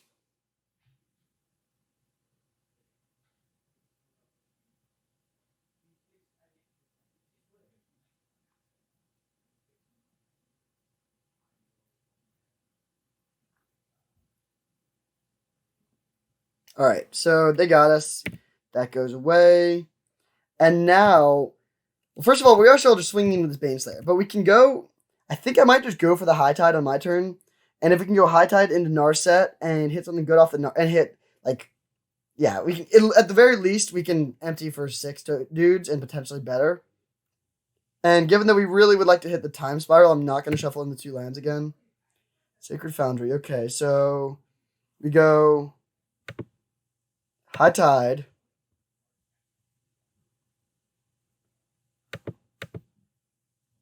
Narset.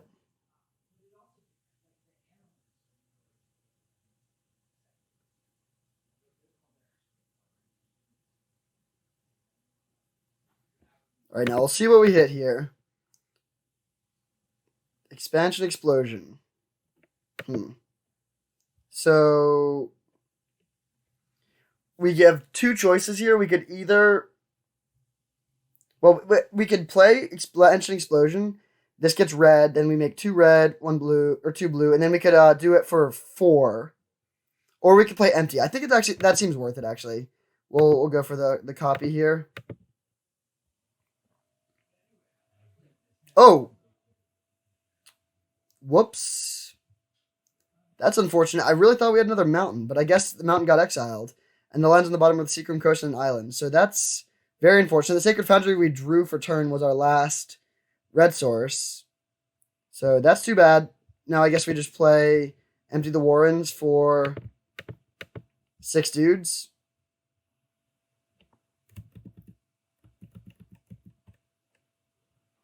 Well, we'll start by attacking.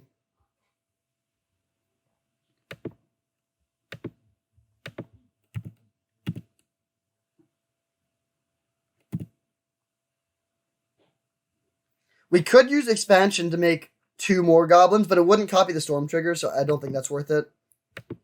So we just go empty. Now they could have gotten Wrath of God as one of their cards off the dig through time, which would just empty our board, unfortunately. But even if they do that, then we get to untap with Narset and Expansion Explosion in hand, which is actually getting close to being lethal. Actually, we're still 3 mana short, but we're not that far off. And if they don't have a way to deal with the board very quickly, then they'll just die to it. Plus, we're at 25.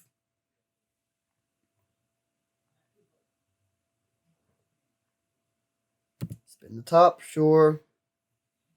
Right now, we still have 2 blue mana available, but we will not for long. And if we had found Time Walk there, we could have won. We had a lot of ways to win. Fractured Identity. Okay, that's pretty good.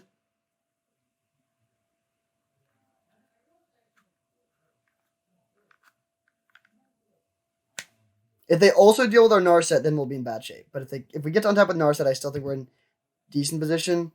Okay, Jace's medium. We'll minus the Narset. Hopefully find Time Walk. Okay, great. Great. So we can go cast Jace. And then play 2 Time Walks.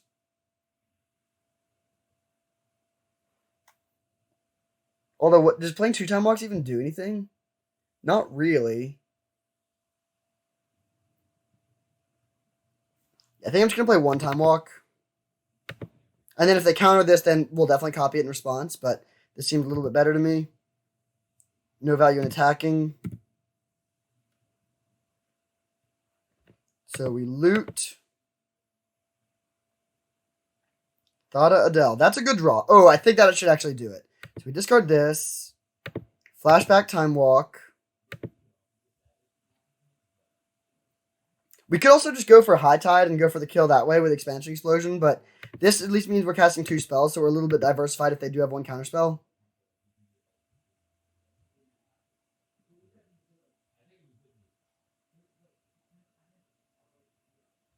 Alright, then we cast this. Miscalc is actually a decent draw here. So if we attack with if we shrink the Baneslayer and attack with everything, they gain 3 and take.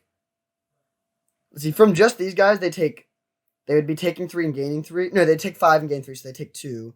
Yeah, that seems worth it. So plus on your Baneslayer, Attack with everything.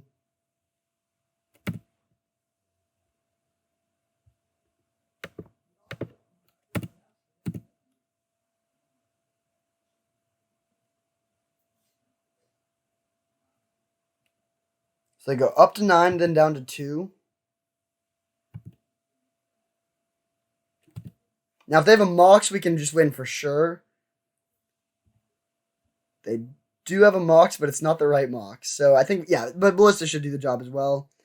Emrakul, the Promised End, and Gideon are their only other win conditions other than the Ballista and what we've seen.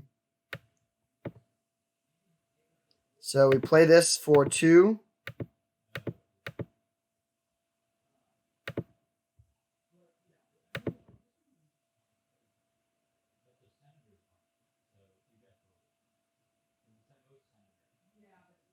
Remand. So they have been holding a counterspell this whole time. So we go for Miscalc on the Remand and really, really hope they don't have Spell Pierce as one of their last 2 cards. If this works, they get it back, too. It goes to their hand. No way. Do they actually have a Pierce? Oh, okay, sure. Their Force of Negation is already gone, and I don't think we saw Force of Will. I didn't check carefully, but I don't think they have it. Wow. Holy moly. They said GG's. I cannot believe we won that match. Especially that last game. We flooded so hard. I need to go back and check, but I think we drew at least 6 lands in a row. And maybe 7 to start the round. And somehow still managed to get the win. So, somehow this really janky Storm deck is 2-0 and fighting for a trophy. So I'll see you in the finals. Alright, here we are for the finals against Millard Kilmore. Cool name. We are on the play, which is excellent. And we have a good hand too, so I'll keep it.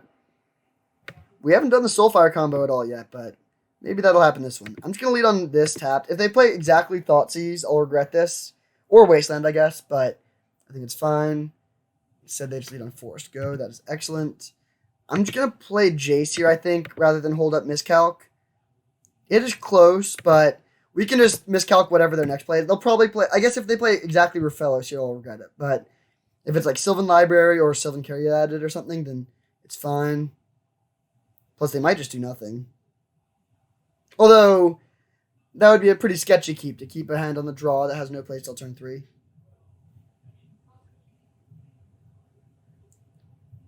Sakura Tribelder, sure. Okay, do we want to loot now? No, I don't think that really does much for us, so I'll just play Island and pass.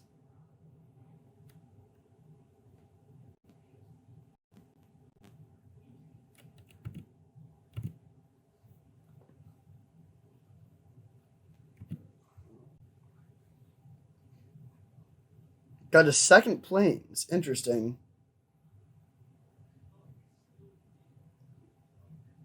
Tireless Tracker. Okay, that's definitely worth countering. So I'll miscalculation that. And then I actually think I might just brainstorm before looting with Jace, because I want all the cards in my hand, and I want to fill my graveyard for the Jace. Yeah, I think that's worth it. We can just keep whatever card we want the least in our hand.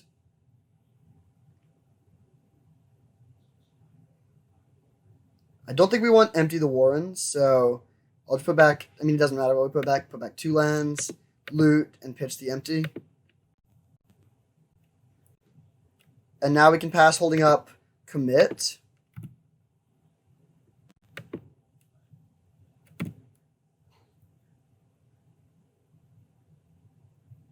Yeah, this seems great. We go commit next turn, then Glenn the turn after.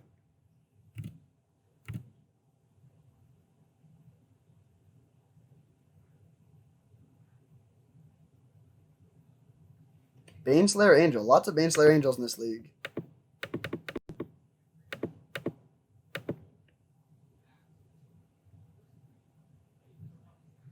Right, I'm not going to loot here because we can just get a little bit more information before we loot, so we'll untap first.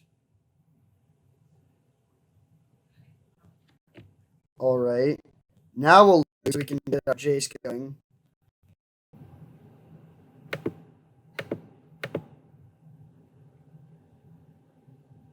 So we loot.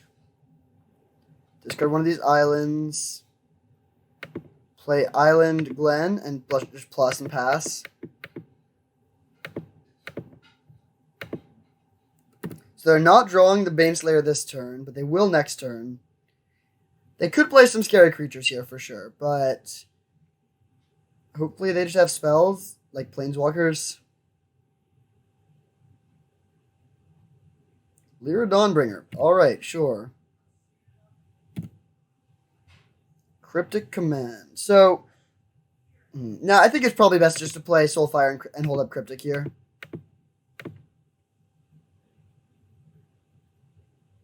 So we'll plus on this again. So it only attacks for 3 and pass. I'm just going to let the Jace take 3 here. I think that's fine. This should be like pretty much our best matchup. Like green-white mid-range. Baneslayer. So we can go counterbounce Lyra.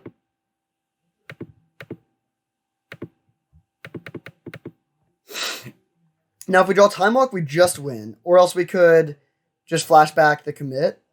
Or the memory, which I think is worth it. And I'm not even going to play the land because I would really like to draw another land that we can like then play to hold up Glen activation.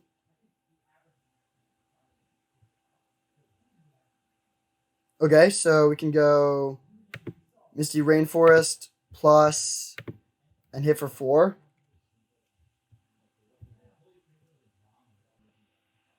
Oh, that's actually sad. Okay, sure. So we grab another island. We can still hold up Spell Pierce. Okay, grab another island because I don't want this Wooded Foothills to be dead. And I don't think we need another white mana, so I'll just grab another island and attack for 2.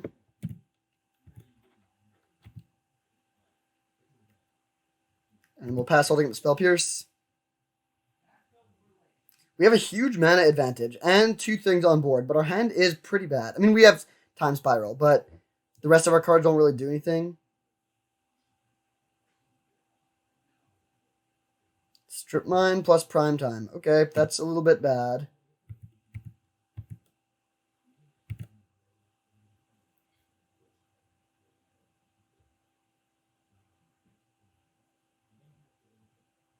They have some snazzy lands over there. They kill our red source, which makes sense.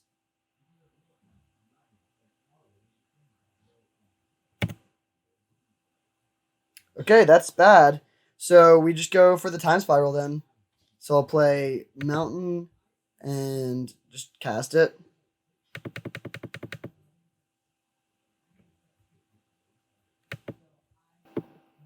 So we can make a ton of Empty the Warrens tokens this turn. Or, well, actually, no matter what, wait. Do we gain mana if we activate Soulfire Grandmaster before casting High Tide? I don't think so. So I'll just go High Tide. Cast. Oh, no. Then we can Jace flashback High Tide. Cast a second High Tide. And then play Narset probably to start.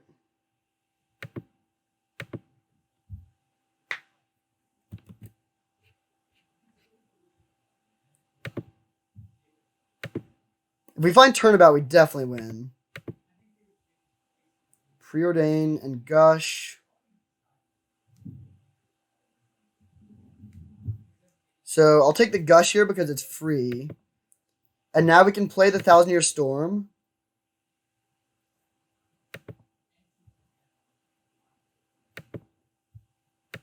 We're really looking for the Time Walk here. So then we cast Gush for free. We get 3 copies, so we draw 6 cards. There's the Turnabout. Okay, we should be good to go now.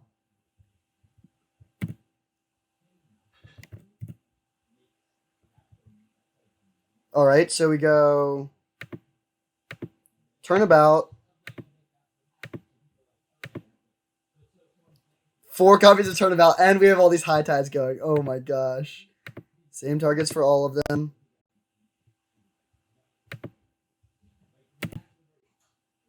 Land, untap.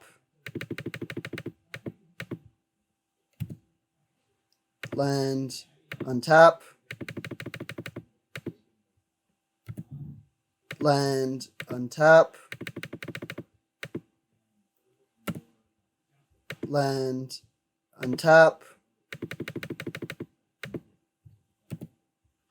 land, untap. We actually drew really poorly here, but we should still be able to win. We can use Cryptic to bounce like all their things. I guess I'll just activate this first because there's no reason not to. Return target permanent to its owner's hand, draw a card. So we'll target that, then that, and that. All right, there we go. So we could bounce all of their things so they have no permanence, then play Empty the Warrens. And we're very likely to draw into our Time Walk there and take infinite turns as well. But even if we didn't, we could still make like millions and millions of goblins and they would have no permanence on the board. And we win. So that was our first like real true Storm win, which feels good. I mean, I guess we've had other sort of Storm wins, but that was definitely a pretty sweet game one. So we're playing against green-white. Control Magic definitely seems good. I don't think we want Glorybringer because their angels are just bigger than it. I also don't really think we need Firebolt.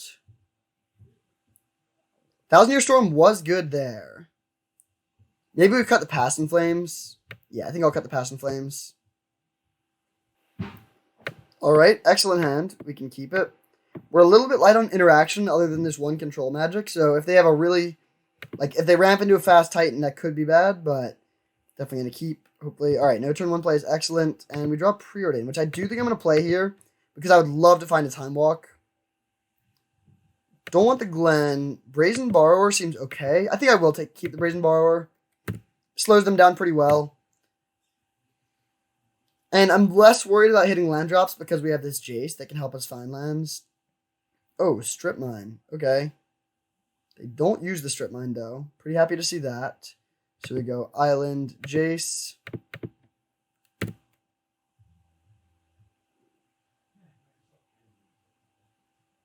So if they have like a turn 3 Gideon here or something, that would be bad. But we haven't seen anything like that yet.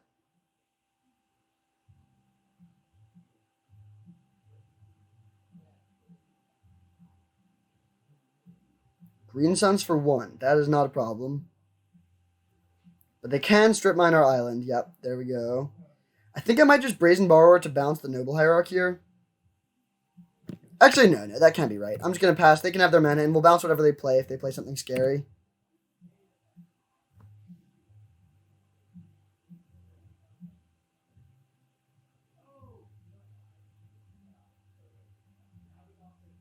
No play. Okay. In that case, I guess we'll start by looting. Discard Mountain, and then bounce their Noble for mana efficiency. Now we can go Coast plus Narset. They might have Mana Tithe, but I don't think they do.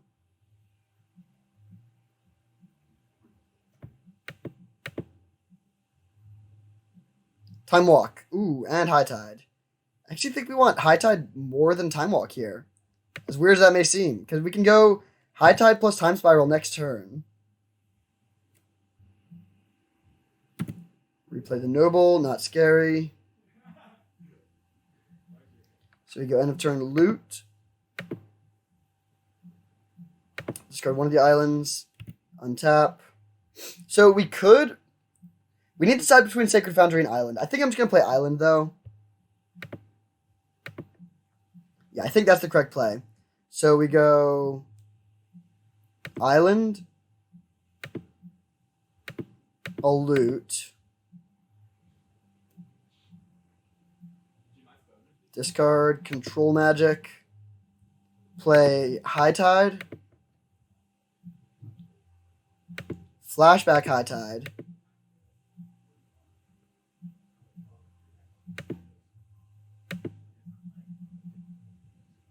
Then we play Time Spiral. They don't even get to draw cards. Or they get to draw one card, but that's it. So we take out their entire hand. Oh, wow, that was a real brick, though. We do get Narset, which I'll use now. Control Magic, Cryptic Command. I guess I'll just take Control Magic to cut them off of mana. We're not going to kill them this turn, but that's fine. Then we go tap this, Control Magic your guy. Tap this and this, Soulfire Grandmaster. And then just cast this. We have 5 mana. Yeah, no use in committing anything, so I'll just cast this.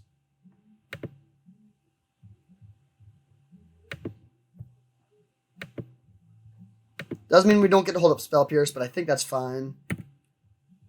Actually, maybe that's wrong. Maybe we should just be holding up Spell Pierce. Playing the 3-1 doesn't do that much. Yeah, I think that was a misplay. We should have held up Spell Pierce. I don't think it matters. They literally got 1 draw, which easily could have been like a 5-drop Angel. Oh, Nature's Claim? Well, we couldn't have Spell Pierce that either way. So we untap. Expansion, Explosion. So we just go plus on you. Play this to get a red source, and then attack, holding up, commit.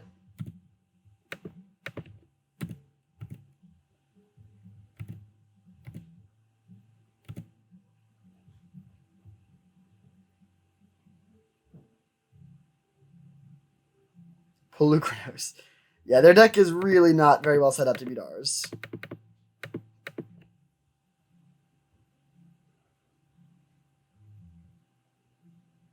All right, wow. B-list Storm getting the job done. All right, I'll pull up the deck list. Oh, whoa. Team J Bro isn't in first anymore. That's weird. So, this was our deck, and it ended up being surprisingly sweet. I really did not expect a trophy with this deck. I mean, Empty the Orange is a bad Storm win condition. We didn't have, like, Frantic Search. Our mana was a little bit dicey. We had no blue-red dual land to fetch. But we somehow got there in very different ways. Like, there's one game where we just went mega combo 1,000 Year Storm, which was really sweet. That was my favorite. We never went for the Soulfire combo, actually. And then there was a few games where we just won with, like, random, like, make 6 goblins and that somehow gets there. Or, like, take a few extra turns in a row.